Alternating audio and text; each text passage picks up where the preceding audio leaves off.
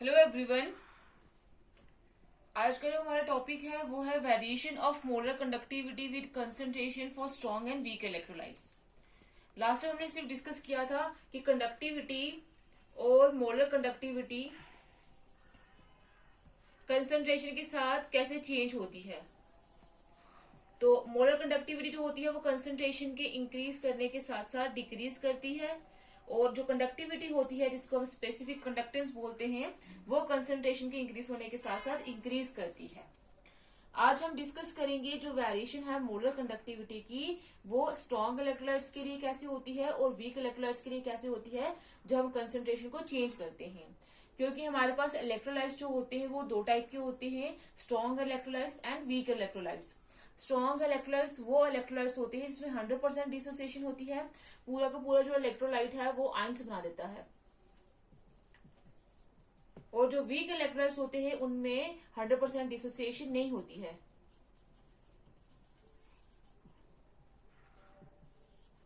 तो हम एक एक करके डिस्कस करेंगे कि कैसे मोलर कंडक्टिविटी कंसंट्रेशन के साथ वैरी करती है स्ट्रॉन्ग इलेक्ट्रोलाइट्स के लिए और वीक इलेक्ट्रोलाइट्स के लिए।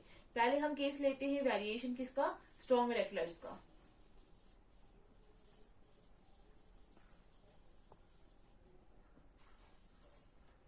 तो in case of strong electrolytes जो मोलर कंडक्टिविटी होती है वो इंक्रीज करती है स्लोली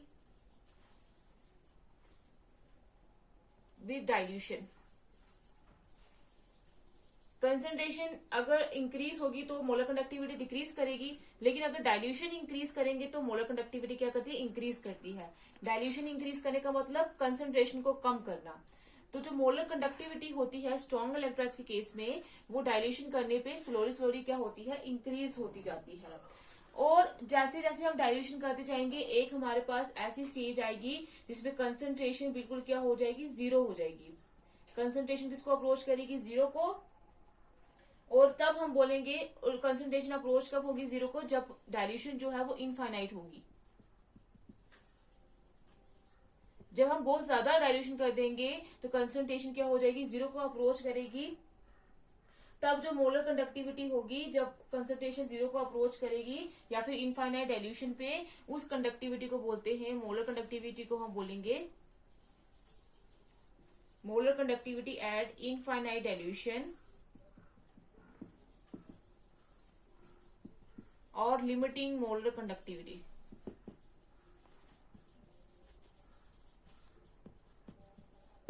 मतलब ये है कि जैसे जैसे हम डाइल्यूशन करते जाएंगे तो कंसंट्रेशन का, डाइल्यूशन करने पे कंसंट्रेशन डिक्रीज होती है, तो डाइल्यूशन करते जाएंगे तो अगर हमारे पास एक ऐसी स्टेज आएगी जिसमें कंसंट्रेशन जीरो को अप्रोच हो कर देगी और डाइल्यूशन जो है बिल्कुल इनफाइनाइट हो जाएगी। तब जो कंडक्टिविटी होगी इनफाइनाइट डाइल्यूशन पे या जीरो कंसंट्रेशन पे, तो उसको हम क्या बोलेंगे, molar conductivity at infinite dilution और लिमिटिंग मोलर कंडक्टिविटी। और हम इसको ऐसे भी लिख सकते हैं, अगर हम रिप्रेजेंट करते हैं लैम्डा एम से किसको, मोलर कंडक्टिविटी को, तो molar conductivity at infinite dilution और लिमिटिंग मोलर कंडक्टिविटी को हम रिप्रेजेंट करेंगे लैम्डा नॉट एम से। ये लैम्डा नॉट एम से भी रिप्रेजेंट कर सकते हैं और लैम्डा इनफाइनाइट एम से भी रिप्रेजेंट कर सकते हैं। ये हमारे पास मोलर कंडक्टिविटी वो कंडक्टिविटी है जो इनफाइनाइट डाइल्यूशन पे है। और जब हमारे पास कंसंट्रेशन जीरो को अप्रोच करेगी, कंसंट्रेशन जीरो हो जाएगी, तब हमारे पास जो मोलर कंडक्टिविटी होगी वो किसके बराबर हो जाएगी, लिमिटिंग मोलर कंडक्टिविटी के या molar conductance eight infinite dilution के बराबर हो जाएगी। अब ये देखा गया है कि जो वेरिएशन होती है मोलर कंडक्टिविटी की विद कंसंट्रेशन वो हम एक एक्सप्रेशन से देते हैं, एक एक्सप्रेशन से रिप्रेजेंट करते हैं variation of molar conductivity with concentration. वो इक्वेशन क्या है, lambda m is equal to lambda naught m minus a c 1/2 और lambda m is minus a root c. ये हमारे पास इक्वेशन होती है। इस इक्वेशन से हम वेरिएशन जो है मोलर कंडक्टिविटी की वो रिप्रेजेंट करते हैं, और इस इक्वेशन को बोलते हैं हम डबे हक्कल ऑन-सागर इक्वेशन। क्योंकि ये तीनों साइंटिस्ट ने इस इक्वेशन को दिया था तो उन्हीं के नाम पे इस इक्वेशन को बोला जाता है डबे हक्कल ऑन-सागर इक्वेशन। अब यहाँ पे लैम्डा नॉट एम क्या है, लैम्डा एम क्या है हमारे पास, molar conductivity as concentration c. किसी भी कंसंट्रेशन सी पे जो मोलर कंडक्टिविटी होगी वो लैम्डा एम से रिप्रेजेंट करेंगे। लैम्डा नॉट एम क्या है हमारे पास, molar conductivity at infinite dilution, या फिर इसको हम क्या बोलेंगे, लिमिटिंग मोलर कंडक्टिविटी। ए हमारे पास क्या है, कांस्टेंट है, और ये डिपेंड करेगा कि इलेक्ट्रोलाइट की टाइप कैसे है, और हमारे पास सॉल्वेंट कैसा है और टेम्परेचर कितना है। और सी हमारे पास क्या है, कंसंट्रेशन। तो इस इक्वेशन से हम वेरिएशन बता सकते हैं मोलर कंडक्टिविटी की विद कंसंट्रेशन, स्ट्रॉन्ग इलेक्ट्रोलाइट के लिए भी और वीक इलेक्ट्रोलाइट के लिए भी। अब हम इसकी अगर वेरिएशन जो है वो स्टडी करेंगे, वो ग्राफिकली स्टडी करेंगे, एक ग्राफ के साथ रिप्रेजेंट करेंगे। अब यहाँ पे जो ये वैल्यूज हैं, लैम्डा एम हो गया, लैम्डा नॉट एम, ए और सी। अब लैम्डा एम हमारे पास मोलर कंडक्टिविटी है किसी भी कंसंट्रेशन पे, तो कंसंट्रेशन चेंज करने के साथ साथ ये चेंज होती जाएगी। अगर कंसंट्रेशन डिक्रीज करेगी तो ये इंक्रीज होती जाएगी, अगर हम इंक्रीज करते जाएंगे कंसंट्रेशन को तो ये डिक्रीज करती जाएगी, मतलब ये वेरिएबल है, चेंज होगी। ये हमारे पास जो लैम्डा नॉट एम की जो वैल्यू है वो चेंज नहीं होगी, क्योंकि ये अब मैक्सिमम वैल्यू हमने ले ली है। ये वो मैक्सिमम वैल्यू है जिसमें कंसंट्रेशन बिल्कुल जीरो हो जाएगी। तो कंसंट्रेशन अगर वो जीरो हो जाएगी तो ये आगे वो चेंज नहीं होगी, तो मतलब ये हमारे पास क्या होगी, कांस्टेंट वैल्यू होगी, ये हमारे पास चेंज नहीं होगी, ये फिक्स्ड वैल्यू हो जाएगी। और ये तो हमारे पास है ही ऑलरेडी कांस्टेंट है, उसकी वैल्यू तो चेंज नहीं होने वाली। और ये हमारे पास जो सी है कंसंट्रेशन, वो भी वैरी करेगी, कंसंट्रेशन हम इंक्रीज कर रहे हैं डिक्रीज कर रहे हैं। तो हमारे पास इस इक्वेशन में जो दो वेरिएबल्स हैं जो चेंज हो रहे हैं वो ये हैं, एक तो है मोलर कंडक्टिविटी, दूसरी क्या है, कंसंट्रेशन। तो हम इन दोनों के बीच में ग्राफ प्लॉट करेंगे और देखेंगे कि मोलर कंडक्टिविटी कैसे कंसंट्रेशन के चेंज करने के साथ साथ इंक्रीज या डिक्रीज करती है। और उस ग्राफ में हमें जो स्लोप मिलता है वो -a मिलता है, वो हम देखते हैं, ग्राफिकली रिप्रेजेंट करते हैं।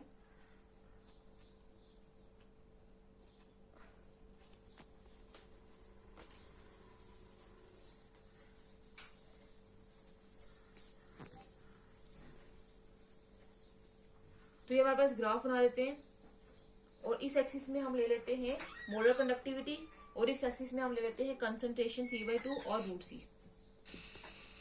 तो हमने क्या बोला है कि जो मोलर कंडक्टिविटी होती है वो क्या करती है, सपोज करते हैं कि यहाँ पे हमारे पास एक पॉइंट है, इस पॉइंट पे कोई भी कंसंट्रेशन थी पहले स्टार्टिंग से,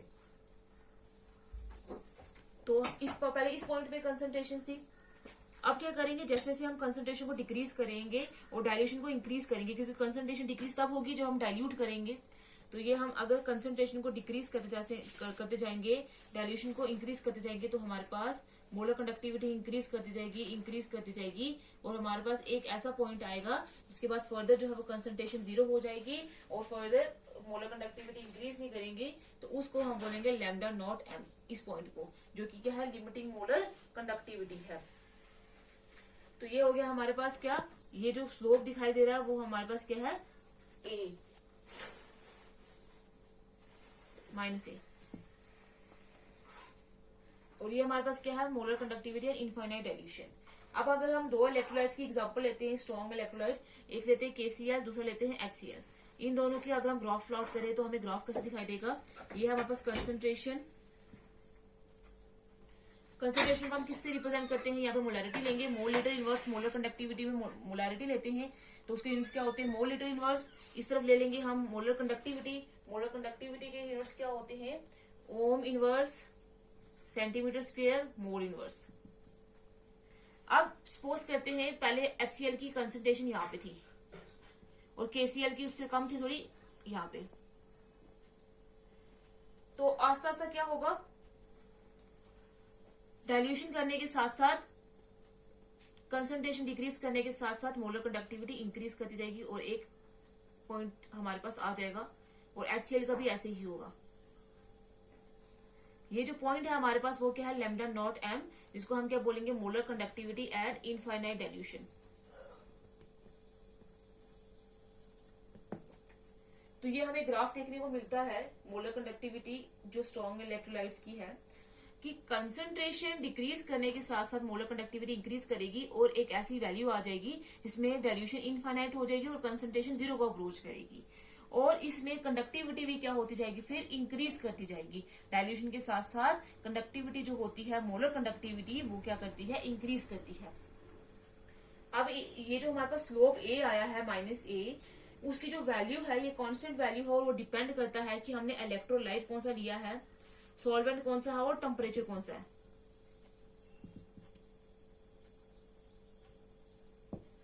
जैसे हमारे पास अगर NaCl है, NaCl को हम 1,1 इलेक्ट्रोलाइट भी बोलते हैं क्योंकि इस सोल्यूशन में जाके एक पॉजिटिव आयन प्लस एक नेगेटिव आयन देता है।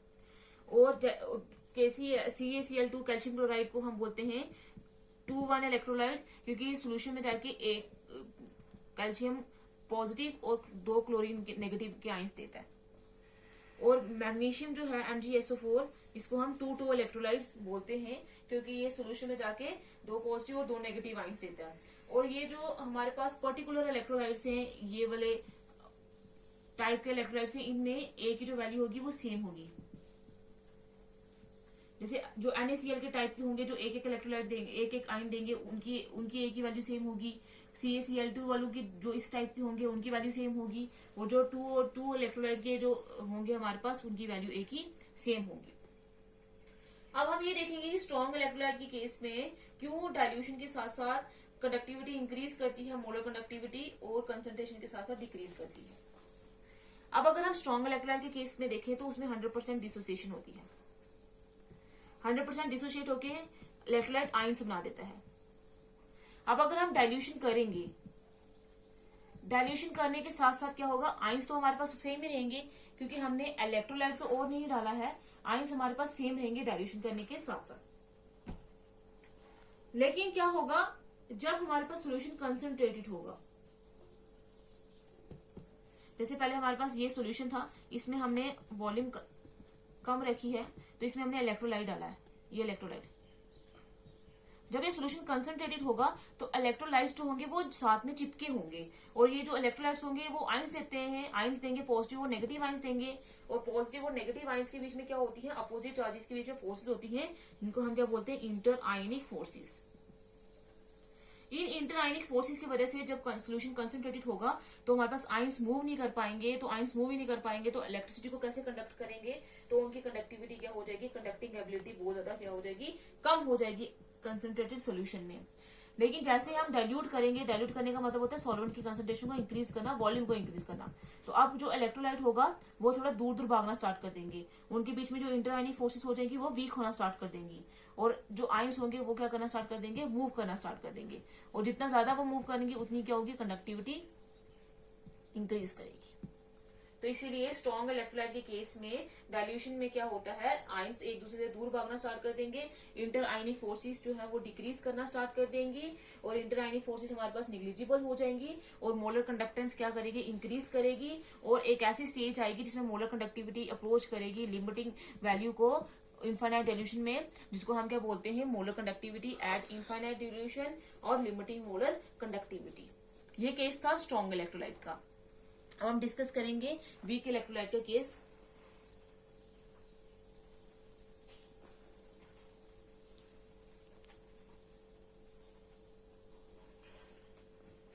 सो वीक इलेक्ट्रोलाइट के केस में क्या होता है, 100% डिसोसिएशन नहीं होती है।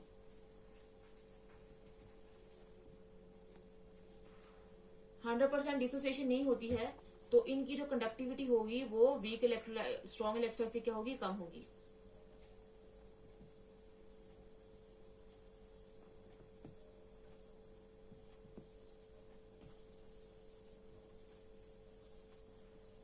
क्योंकि स्ट्रॉन्ग इलेक्ट्रोलाइट्स में 100% डिसोसिएशन होगी, उनमें नंबर ऑफ आयंस क्या होंगे, ज्यादा होंगे, इनमें नंबर ऑफ आयंस क्या होंगे, कम होंगे as compared to strong electrolytes.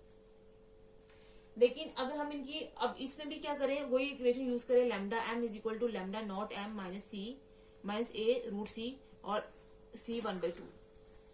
इसमें भी अगर हम ग्राफ प्लॉट करें तो ग्राफ प्लॉट करने से क्या होगा, इसमें 100% डिसोसिएशन नहीं हो रही है, तो अगर हम डाइल्यूट करेंगे भी, डाइल्यूशन करेंगे तो जो इलेक्ट्रोलाइट बचे हैं वो भी डिसोसिएट होना स्टार्ट कर देंगे, नंबर ऑफ आयंस इंक्रीज करना स्टार्ट कर देंगे। लेकिन फिर भी 100% डिसोसिएशन नहीं होगी, 1% या 2% जो इलेक्ट्रोलाइट है वो बिना डिसोसिएशन के रह ही जाएंगे। तो मतलब इस केस में जो कंसंट्रेशन है वो कभी भी जीरो को अप्रोच नहीं करेगी क्योंकि हमारे पास 100% डिसोसिएशन नहीं होती है। तो मतलब जो molar conductivity at infinite dilution या लिमिटिंग मोलर कंडक्टिविटी हम कभी भी अप्रोच नहीं कर पाएंगे in case of weak electrolytes. तो वीक इलेक्ट्रोलाइट के केस में भी क्या होता है, डाइल्यूशन करने के साथ साथ मोलर कंडक्टिविटी इंक्रीज करती है क्योंकि इनमें 100% डिसोसिएशन नहीं होती है, और इनमें जो कंडक्टिविटी होगी वो डिपेंड करेगी डिग्री ऑफ डिसोसिएशन में। और डिग्री ऑफ डिसोसिएशन क्या होता है, इंक्रीज करती है विद इंक्रीज इन डाइल्यूशन, दस जो मोलर कंडक्टिविटी होगी वो भी क्या करेगी, इंक्रीज करेगी। और डिग्री ऑफ डिसोसिएशन को हम कैलकुलेट करते हैं इस केस में alpha is equal to lambda C M upon lambda naught M. Alpha क्या है, degree of dissociation, lambda C M है हमारे पास मोलर कंडक्टिविटी एट कोई भी कंसंट्रेशन, और लैम्डा नॉट एम है हमारे पास molar conductivity at infinite dilution. अब इस केस में हमने क्या बोला है कि 100% डिसोसिएशन नहीं होंगी, नंबर ऑफ आइंस कम होंगे as compared to strong electrolyte, लेकिन फिर भी जो है मोलर कंडक्टिविटी इंक्रीज करती है डाइल्यूशन के साथ साथ, लेकिन एक इक्विलिब्रियम आ जाता है जिसमें हमारे पास जो अनडिसोसिएटेड आइंस होते हैं और डिसोसिएटेड आइन के बीच में, क्योंकि इसमें डिसोसिएट भी होंगे और अनडिसोसिएशन भी, डिसोसिएटेड आइंस भी रह जाएंगे। और इसमें हम कभी भी जो है मोलर कंडक्टिविटी जो है वो जीरो अप्रोच नहीं करेंगे। तो इसका ग्राफ हमें कैसे दिखाई देगा, यहाँ पे होगी कंसंट्रेशन, यहाँ पे आएगी मोलर कंडक्टिविटी। तो मोलर कंडक्टिविटी हम सपोज करते हैं वीक इलेक्ट्रोलाइट स्ट्रॉन्ग इलेक्ट्रोलाइट से कम होती है, तो हम सपोज करते हैं यहाँ पे थी कोई कंसंट्रेशन, तो क्या होगी, जैसे जैसे हम क्या करते जाएंगे, कंसंट्रेशन को डिक्रीज करते जाएंगे, डाइल्यूशन को इंक्रीज करते जाएंगे, तो हमारे पास मोलर कंडक्टिविटी इंक्रीज करती जाएगी, ये इंक्रीज करती जा रही है। लेकिन उसके बाद क्या होगा, ये यहाँ पे सीधा स्टेट चल जाएगी, इसको अप्रोच नहीं करेगी, लिमिटिंग मोलर कंडक्टिविटी को अप्रोच नहीं करेगी। ये ग्राफ है किस केस का, CH3COOH जो एक वीक इलेक्ट्रोलाइट है, इसमें 100% डिसोसिएशन नहीं होती है। इसमें ग्राफ जो है वो हमें स्टेट नहीं दिखाई दे रहा है, क्योंकि इसमें जीरो कंडक्टिविटी कभी भी अप्रोच नहीं होगी। तो ये हमारे पास केस था किसका, स्ट्रॉन्ग इलेक्ट्रोलाइट और वीक इलेक्ट्रोलाइट का। स्ट्रॉन्ग इलेक्ट्रोलाइट में कंडक्टिविटी इंक्रीज करी थी और एक जीरो को कंसंट्रेशन को अप्रोच करी थी, जिसको हम लिमिटिंग मोलर कंडक्टिविटी बोल रहे थे। लेकिन वीक इलेक्ट्रोलाइट के केस में ऐसा नहीं होता है, हम कभी भी zero molar conductivity approach, limiting molar conductivity approach नहीं कर पाएंगे। और दोनों के केस में कंडक्टिविटी डाइल्यूशन के साथ साथ इंक्रीज करती है, लेकिन as compared to strong electrolytes weak electrolytes की थोड़ी कम होती है।